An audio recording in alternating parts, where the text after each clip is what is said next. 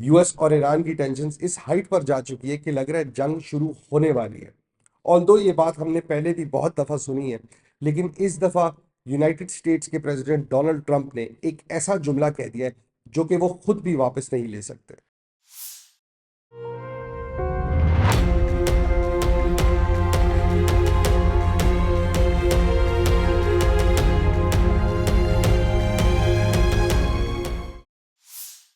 तो आज Donald Trump ने क्या जुमला बोला, ऐसी क्या बात की जो वो वापस नहीं ले पाएंगे, और इससे पहले क्या होता रहा, बिल्डअप कहाँ से कहाँ तक पहुंच चुका है।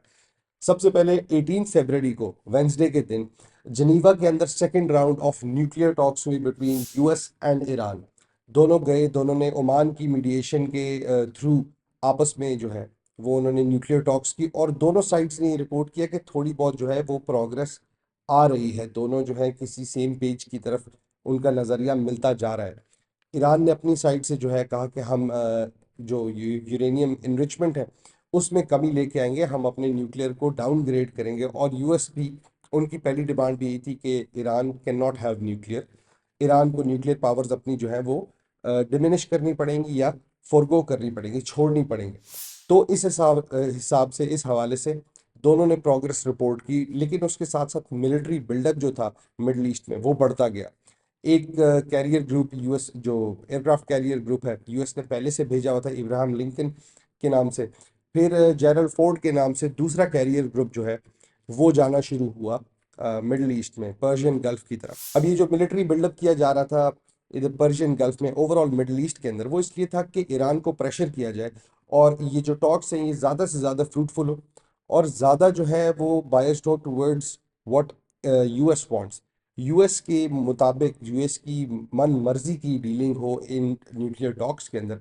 और इसी वजह से ये दो एयरक्राफ्ट कैरियर ग्रुप्स भी भेजे, उसके अलावा भी तकरीबन 50 से ज़्यादा जो है वो फाइटर जेट्स और मिडल ईस्ट की बेसिस में भेजे गए, इन एयरक्राफ्ट कैरियर्स के ऊपर भी और उसके अलावा भी रीजन के अंदर जितनी यूएस की बेसिस हैं। लेकिन इसी के रिस्पॉन्स में जो है ईरान ने भी वो नेवल ड्रिल्स करना शुरू कर दी, अपनी मिलिट्री माइट दिखाना शुरू कर दी। और रिपोर्ट्स ये हैं कि वो फोर्टिफाई कर रहे हैं अपने मिसाइल्स प्रोग्राम्स की जो साइट्स हैं उनको, और अलेजेडली जो उनकी न्यूक्लियर साइट्स है उनको वो सेफ कर रहे हैं किसी बॉम्बिंग के थ्रू। जिस तरह 2025 जून में हमने देखा कि इसराइल ने और यूएस ने मिलकर उनकी न्यूक्लियर साइट्स बॉम्ब कर दी थी।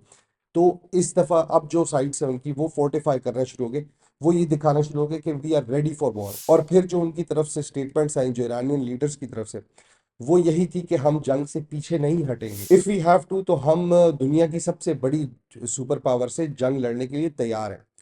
अब यहाँ पे आके टेंशन्स जो है वो बहुत ज़्यादा रेज होना शुरू होगी, जो खदशात थे जंग के वो बढ़ना शुरू हो गए। लेकिन ईरान ने फिर भी ये बात सिग्नल की, ये बात बार बार दोहराते रहा कि वो ना तो न्यूक्लियर बॉम्ब बनाना चाहते हैं और वो चाहते हैं कि कोई जंग ना हो, बट इन केस हो वो रेडी हैं, वो पीछे नहीं हटेंगे। अब जो डोनाल्ड ट्रंप ने बात की है थर्सडे और फ्राइडे की जो रात थी उसमें, वो बहुत खतरनाक है। उन्होंने कहा है कि मैं 10 दिन देता हूँ और इसके बाद वार्निंग है, अगर 10 दिन के अंदर ये कोई डील रीच हो जाती है, और डील रीच करने से मुराद ये है कि ईरान उन शराइत को मानता है जो यूएस ने रखी हैं, और उसके बाद कोई और बात नहीं।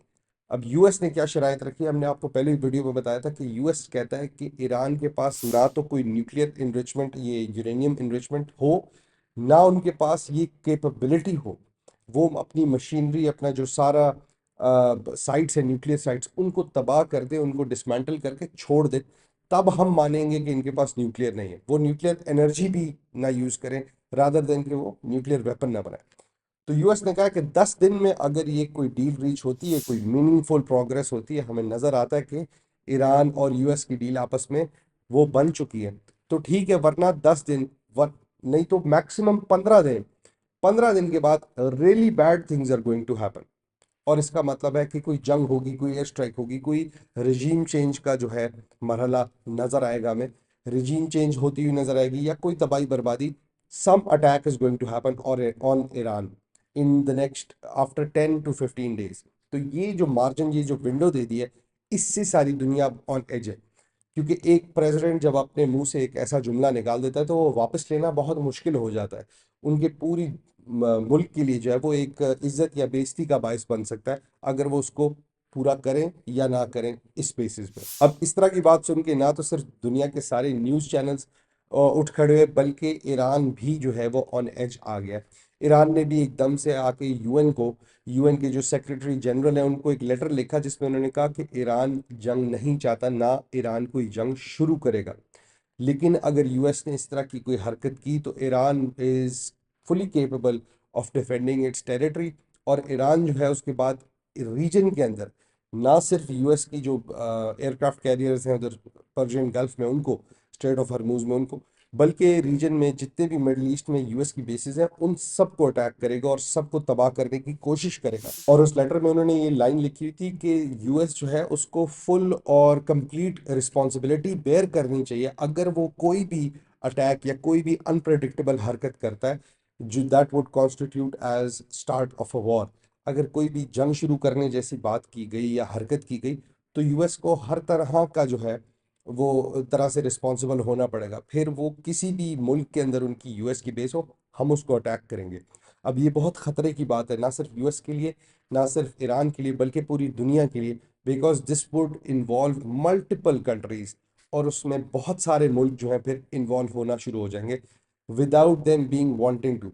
अब मिडल ईस्ट के बहुत सी कंट्रीज जो है उन्होंने बहुत पहले पिछले महीने से ये इशू स्टार्ट है, उस वक्त कहा था कि हम यूएस को अपनी बेसिस नहीं यूज करने देंगे टू कंडक्ट स्ट्राइक्स और conduct any sort of attack on Iran. लेकिन अगर इस तरह की हरकत होती है तो फिर ईरान अगर कर देगा किसी पे अटैक तो ये उनकी सॉवरेनिटी ब्रीच हो जाएगी। तीन चार मुल्क तो वैसे ही इन्वॉल्व हो जाएंगे। यूएस के साथ इसराइल वैसे ही खड़ा है, उसके साथ दो और अरब ममालिक आ जाएंगे और फिर ये मसला जो है वो बढ़ता चला जाएगा। फिर अभी यहाँ पे ईरान और रशिया ने जो है नेवल ड्रिल्स कंडक्ट की, उन्होंने अपनी शो ऑफ फोर्स की, उन्होंने दिखाया कि we have some power as well, हम जो है किसी भी तरीके से आपसे पीछे नहीं हटेंगे। और ये इतनी टेंस सिचुएशन में न्यूक्लियर टॉक चल रही थी, जब रशिया भी इन्वॉल्व हो गया ड्रिल्स के अंदर, तो ये बात एक स्टेप और बढ़ गई। अब एक और nation considered a super power या अ चैलेंजिंग सुपर पावर, वो भी इसके अंदर इन्वॉल्व है। तो इस वजह से जो है बार बार ये बात लोग करते हैं कि जंग होने वाली है, जंग शुरू हो जाएगी। लेकिन अगर वाकई जंग शुरू हो गई तो ये हम सब के लिए बहुत मुश्किल मरहला होगा। अब यूएस और ईरान की आपस में जो टेंशन है, ना तो सिर्फ ये डिप्लोमेटिक स्टेज तक लिमिटेड है, ना ये मिलिट्री तक लिमिटेड है, बल्कि ये उससे आगे बढ़ के इकोनॉमिक स्ट्रेस और स्ट्रेन भी जो है वो दुनिया के ऊपर डाल रही है। अब कल जो न्यूज़ लेटेस्ट हमने देखी थी वो ये थी कि $72 पर बैरल जो है वो ऑयल चला गया, जो कि पिछले साल से अपनी हाईएस्ट प्राइस उसकी ये आई है। उससे पहले हमने देखा था जनवरी के एंड पे, जब ये बताया जा रहा था कि एक अटैक होने वाला है रिजीम चेंज का, जब प्रोटेस्टर्स का बहुत सख्त इशू था, क्रैकडाउन चल रहा था ईरान की गवर्नमेंट का प्रोटेस्टर्स के खिलाफ। उस वक्त हमने देखा कि गोल्ड प्राइसेस की जो है प्राइस हाइक कर गई। गोल्ड और सिल्वर जो है अपनी ऑल टाइम हाई पे गए।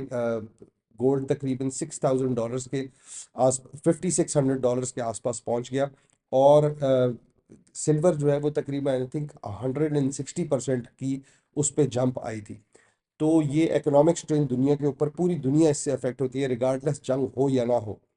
और सिर्फ the prospect of war is enough कि वो दुनिया को इकोनॉमिक डाउनफॉल में ले जाता है, इकोनॉमिक इस तरह के अनप्रडिक्टेबल उसमें स्पाइरल में ले जाता है।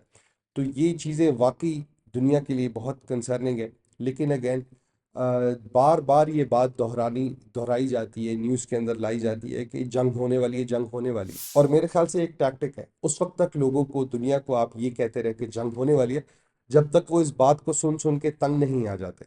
और जब वो तंग आ जाएंगे उस वक्त ये जंग शुरू की जाए, ताकि इसका जो बैकलैश है ग्लोबल कम्युनिटी से, जो हर अवाम अपनी गवर्नमेंट से कहेगी कि इस जंग के खिलाफ आप कुछ करें, इसको रोकने की कोशिश करें, वो वाला इम्पैक्ट मिनिमलाइज हो जाएगा। दुनिया जो है उसका फोकस हट जाएगा और ये आपस में अपना काम जो इन्होंने करना है ये करके रहेंगे। तो ये था हमारा आज का एनालिसिस। अगर आपको पसंद आया तो वीडियो को लाइक और शेयर ज़रूर कीजिएगा और चैनल को सब्सक्राइब करें। हम कल दोबारा मिलते हैं। अस्सलाम वालेकुम।